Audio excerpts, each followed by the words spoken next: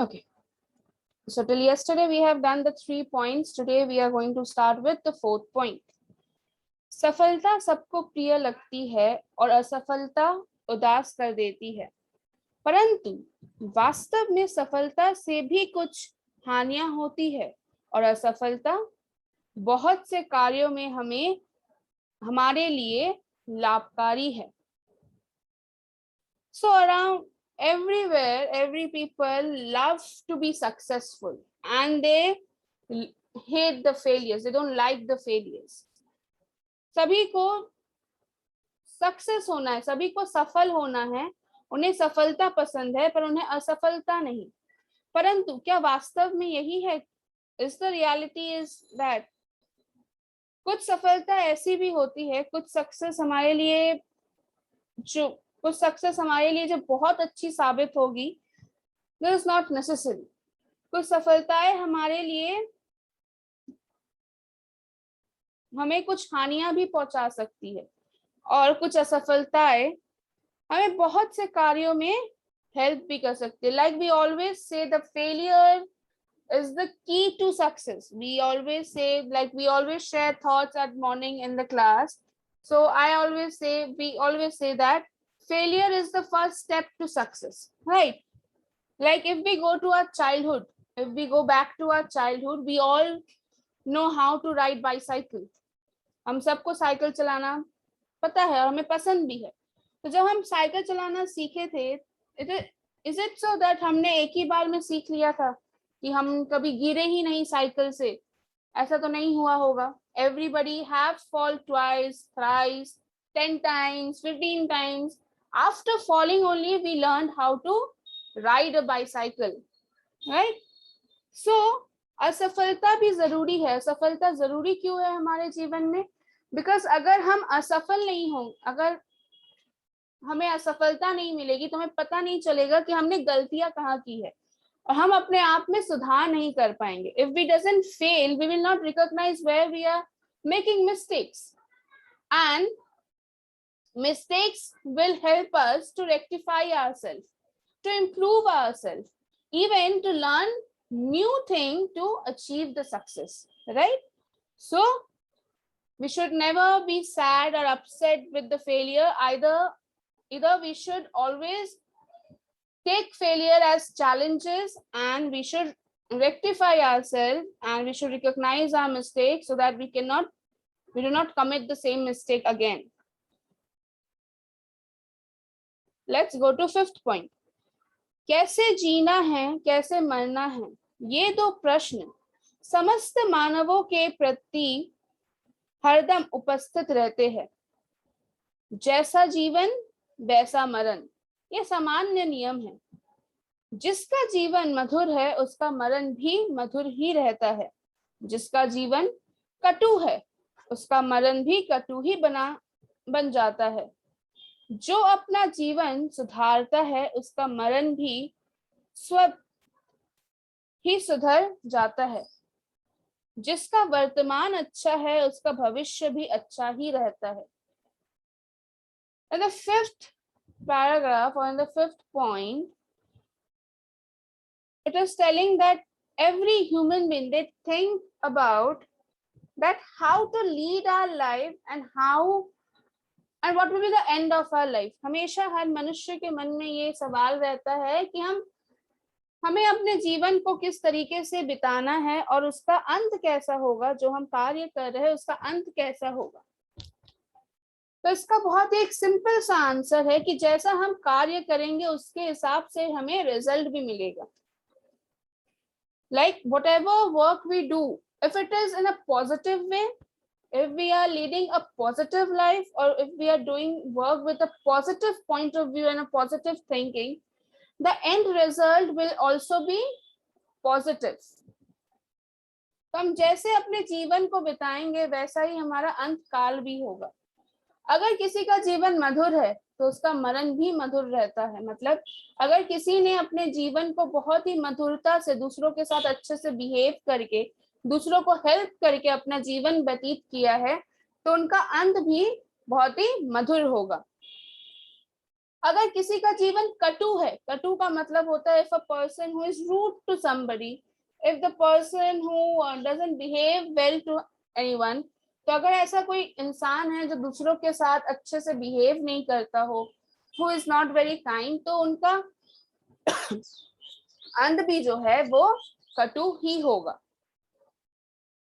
अगर कोई ऐसा है जो अपने पूरे जीवन काल में अपने कार्यों में सुधार लाता है, मतलब अपने बुरे बिहेवियर को या अपने बुरे क्वालिटीज को गुड क्वालिटीज में टर्न करता है और मेहनत करता है, तो उनका अंत भी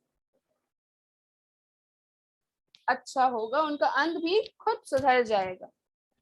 एक सिंपल सा फॉर्मूला है कि जिनका वर्तमान अच्छा है, जिनका प्रेजेंट टाइम अच्छा है, उनका भविष्य भी अच्छा रहता है।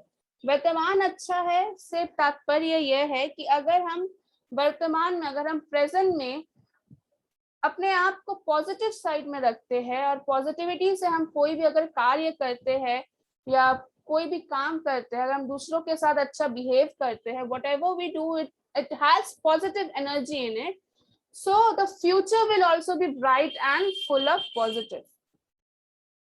Okay, let's go to the sixth part. जिन्हें गंदगी में अधिक समय रहना पड़ता है, उनकी नाक इस प्रकृति हो जाती है कि उन्हें बदबू से परेशानी नहीं होती।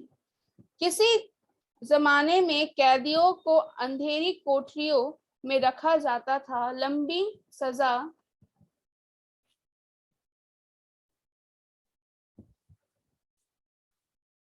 काटने के बाद जब वे बाहर निकलते थे तो उनकी आंखें प्रकाश सहन नहीं कर पाती थी। वे उजाले को छोड़कर अंधेरे की ओर ही भागते थे। इस प्रकार जिनके गलत अभ्यास व गलत आदतें बन जाती है, उन्हें अनुकूलता भी प्रतिकूलता जैसी लगती है। So the sixth point, the writer wants to say that the person who is habituated to stay in the dirty place, right, the place which is very slum area, the place which is very filled with bad smells, so his senses, especially the sense organ of smelling, it stops, it like stop working. He doesn't get any bad smells anymore. तो जिन लोगों को गंदगी में रहने की, मतलब जिन लोगों को गंदे जगह में रहने की आदत है, जो लोग सपोज जो लोग काम के लिए भी गंदे जगहों में रहते जाए, like you can see the sweepers who clean the channels, the canals, तो उनके लिए क्या हो जाता है, उनकी जो स्मेल की जो ऑर्गन होती है, जो सेंसेस होती है, वो it's like it turns to numb, it doesn't get any bad smell anymore, so he is habituated to that. So किसी जमाने में there was a time when we have read, if you go to like in many years ago, कैदियों को, मतलब the person who used to commit any criminal offenses or any bad things, तो उन्हें काले काल अंधेरी कोठरियों में रखा जाता था, उन्हें काल कोठरियों में रखा जाता था, which was very filled with darkness. तो जब वे लंबी सजा काटकर वापस आते थे, तो जैसे ही वो बाहर निकलते थे, उन्हें वो रोशनी सहन नहीं होती थी. They were not able to take the natural light because they used to stay in a dark room. So the sense of that, to take the fresh light, it was like it was hurting their eyes. So वो क्या करते थे, वो फिर से अंधेरे की तरफ ही भागने लगते थे, वे उजाले को छोड़कर अंधेरे की ओर ही भागते थे. So with this example, the writer wants to say that the person who is always, who have the bad qualities or who is tend to do the bad things, जो लोगों की गलत अभ्यास होती है, जो लोग गलत कार्यों से अपना जीवन व्यापन करते हैं, या जो लोग गलत अभ्यास रखते हैं, जिनकी गलत आदतें हैं, उन्हें आप जितना भी अच्छा कुछ दे दो, उन्हें हर चीज में बुरा ही नजर आता है. सो उन्हें अनुकूलता भी प्रतिकूलता जैसे लगती है. Like if you give him a good opportunity also, he will find it as he will not be successful in that. If you take that opportunity also, he will not be successful enough to work on that opportunity.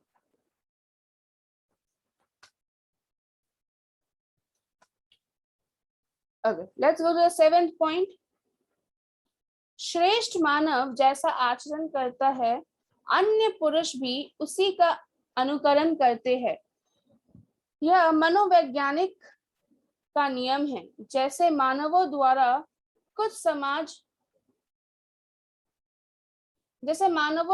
जो कुछ समाज ग्रहण करता है, वो प्रमाण स्वरूप हो जाता है।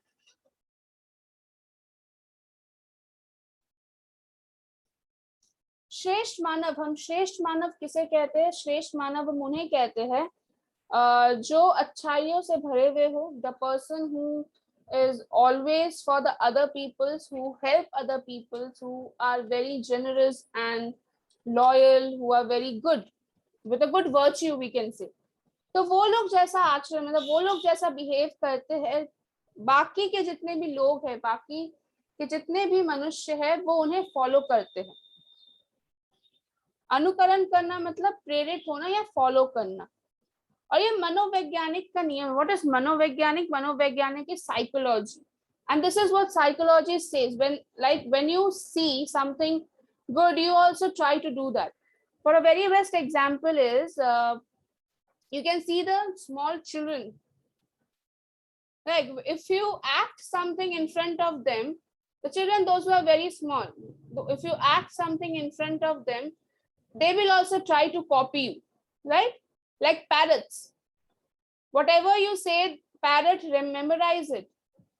तोता क्या करता है? आप जो भी कुछ उसे सिखाते हो या जो भी कुछ आप बोलते हो, तो वो मेमोराइज करने लग जाता है और वो वही चीज को रिपीट करता है। ठीक उसी तरीके से जितने भी श्रेष्ठ मनुष्य होते हैं, जो जितने भी श्रेष्ठ मानव होते हैं, जिन्होंने अपने अच्छाई से एक इतिहास लिखा हो, तो बाकी के मनुष्य भी उसे फॉलो करते हैं, उससे प्रेरित होते हैं। और वैसे मानवों द्वारा ही किए गए कार्य को संसार मतलब समाज भी ग्रहण करता है, मतलब उसे एक्सेप्ट करता है और उसे एक एग्जाम्पल की तरह प्रेजेंट करता है। 8.1 यदि सुख की अभिलाषा हो तो विद्या का अभ्यास छोड़ना पड़ेगा, और विद्या अभ्यास की इच्छा हो तो सुख की लालसा छोड़नी पड़ेगी। क्योंकि जो सुख चाहते हैं उन्हें विद्या नहीं मिलती, और विद्या चाहने वाले को सुख सुविधा नहीं मिलती। तो यहाँ पे राइटर कहना चाहते हैं कि the person who love to gain knowledge, जिन्हें नॉलेज गेन करना बहुत पसंद है, जिन्हें कुछ सीखना बहुत पसंद है, और जिन्हें विद्या अर्जन करना बहुत पसंद है, तो उन्हें क्या करना होगा? उन्हें सुख पाने की इच्छा, मतलब आराम से रहने की इच्छा, या बिना कुछ किए ही किसी गोल को अचीव कर लेने की इच्छा को छोड़ना पड़ेगा। क्योंकि जिन्हें विद्या अभ्यास की इच्छा है, जो अपने आप को नॉलेजेबल बनाना चाहते हैं, उन्हें सुख की अगर इच्छा हो तो उन्हें नॉलेज नहीं मिलेगी। यहाँ पे सुख की इच्छा से तात्पर्य यह है कि कुछ मनुष्य ऐसे भी होते हैं जिन्हें बहुत ही आराम से, like they want that they will get the success in a quick go without trying any hardship, without working hard. So this is known here, सुख की इच्छा से यही तात्पर्य है। तो राइटर कहते हैं जिन्हें अभ्यास विद्या की चाहिए, जिन्हें विद्या की अभ्यास चाहिए, उन्हें सुख की इच्छा छोड़नी पड़ेगी, और जिन्हें सुख की इच्छा है उन्हें विद्या की अभ्यास छोड़नी पड़ेगी, क्योंकि जिन्हें विद्या चाहिए होती है उन्हें सुख सुविधाएं नहीं मिलती। Okay students, quickly go till here.